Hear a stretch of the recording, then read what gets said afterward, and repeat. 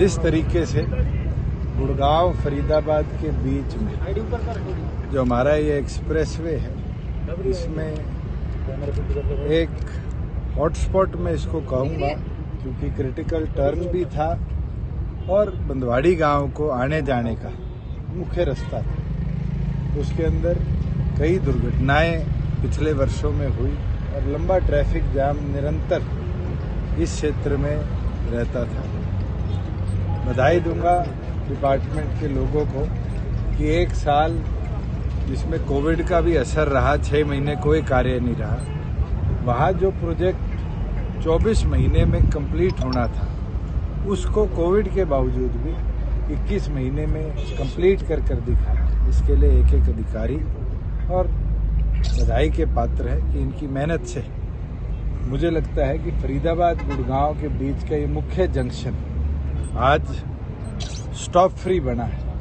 इसके अंदर 2 जंक्शन और ऐसे हैं जिसको हम जल्द NHAI के साथ टेकअप कर उसको भी अप्रूवल के अंदर लेकर आएंगे कि हमारा जो ये मेजर डिस्ट्रिक्ट रोड है ये इसी तरीके से बिना स्टॉप का एक क्रॉस जंक्शन बने। दोनों हमारे मेजर डिस्ट्रिक्ट जो बिजनेस हेडक्वार्टर्स कह सकते हो, इंडस्ट्री हेडक्वार्टर्स कह सकते हो, उसके कनेक्शन में, क्योंकि ये जो सड़क है ये आने वाले समय में बड़ी अहम भूमिका निभाएगी जब जेवर एयरपोर्ट बनेगा, क्योंकि IGI से फास्टेस्ट रूट अगर जेवर एयरपोर्ट का होगा तो उसके अंदर भी इसकी एक अहम भूमिका आने वाले भविष्य में रहेगी, जो ट्रांसपोर्ट को और ट्रेड को एक नया कीर्तिमान देने का काम करेगी। सर, अभी हाल ही में गुरुग्राम और जो द्वारका एक्सप्रेसवे है उसका एक हिस्सा गिर गया, क्या इस जो फ्लाईओवर इसको हम सेफ मान सकते हैं जनता के लिए?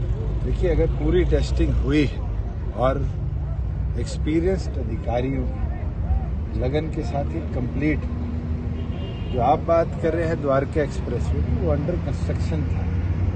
अंडर कंस्ट्रक्शन एक नहीं, दुनिया भर के अंदर अनेकों ऐसी घटनाएं हैं जहां पर कुछ ना कुछ टेक्निकल या मैकेनिकल फेलियर की वजह से ब्रिजेस कंप्लीट होने से पहले टेस्टिंग फेज में कोलैप्स करते हैं। उसके ऊपर भी 10 सदस्यीय कमेटी बनाई गई है जो अपनी 10 दिन के अंदर रिपोर्ट देगी। अगर कहीं अनियमितताएं रही है, प्रॉपर टेस्टिंग नहीं हुई टाइमलीनेस के साथ, तो सख्त एक्शन लिया जाएगा। उससे पहले जो घटना सोना वाले हमारे एक्सप्रेसवे पे हुई थी, NHAI ने तुरंत उस पर संज्ञान लेते हुए कड़ी कार्रवाई की। सर, कल हिसार में आपका कार्यक्रम था, किसानों ने वहाँ पे जो है विरोध किया और सैकड़ों की मैं तो आपके सामने खड़ा हूँ, कोई विरोध है सर? यहाँ हिसार में था। मैं तो एक चीज जरूर बता सकता हूँ, पीसफुल प्रोटेस्ट करना सबका अधिकार है। कॉन्फ्रंट्रेशन हम नहीं चाहते। हमारा लक्ष्य है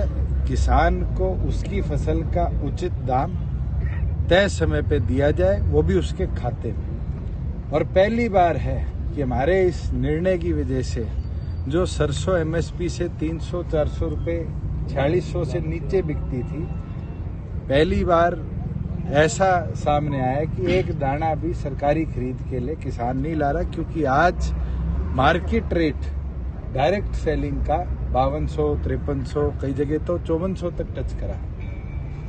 गेहूं की कल से खरीद शुरू हुई थी। हमारे पास लगभग 13 मंडियों के अंदर गेहूं का आह्वान आया। बाकायदा एक एक फार्मर की गेहूं को सरकार ने जैसे जैसे उसका नंबर आया खरीदा। आज भी सुबह से मैं रिव्यू ले रहा हूं। मेरे सामने कोई पलवल की एक घटना जरूर सामने आई है जहां पर कोई बाधा आ रही है, फार्मर जो अपनी फसल लेकर आया है, और उसके लिए भी मैंने अधिकारियों को आदेश दे दिए हैं कि उसको तुरंत प्रभाव से निपटाया जाए। अगर किसी तरीके की भी कोताही अगर कोई अधिकारी प्रोक्योरमेंट प्रोसेस में बरते तो उसके खिलाफ सख्त से सख्त कार्रवाई हम करेंगे।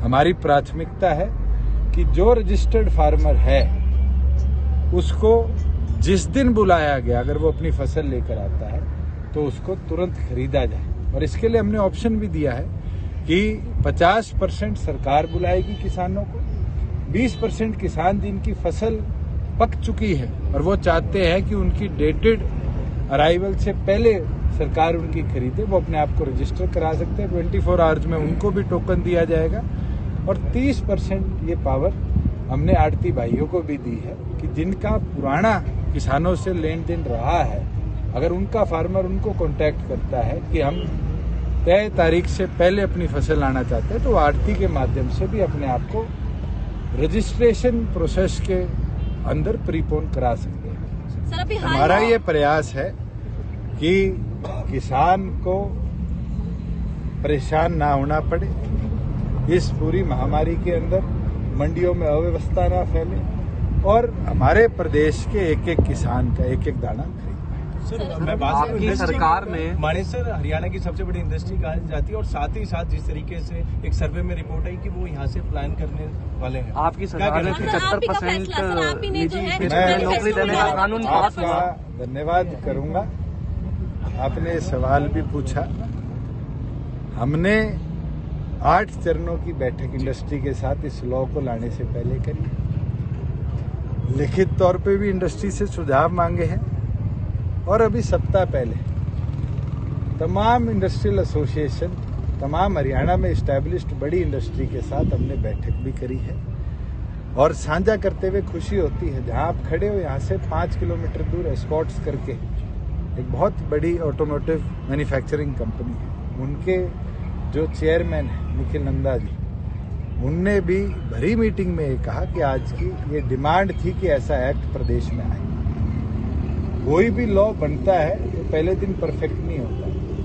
बिल्कुल कई लोगों का सुझाव आया है कि सरकारी नौकरी में जो जेई का पे ग्रेड है 50,000 को कम कर उसके बराबर किया जाए, उस पर सरकार मंथन कर रही है। कई लोगों के सुझाव आए कि टेक्निकल जो पोस्ट है जिसके अंदर एक स्पेसिफिक स्किल सेट से कार्य होता है, हमने इस एक्ट में पहले ही प्रोविजन करी हुई है। ये भ्रम फैलाया जा रहा है कि अगर कोई ऐसी जॉब है जिसके अंदर कोई टेक्निकल स्किल सेट की जरूरत है, उसको हम एग्जेम्पशन देने का काम करेंगे। मगर आज चौकीदार है, पीएन है, चपड़ासी है, ये ऐसी जॉब है जिसमें कोई टेक्निकल स्किल सेट की जरूरत नहीं है।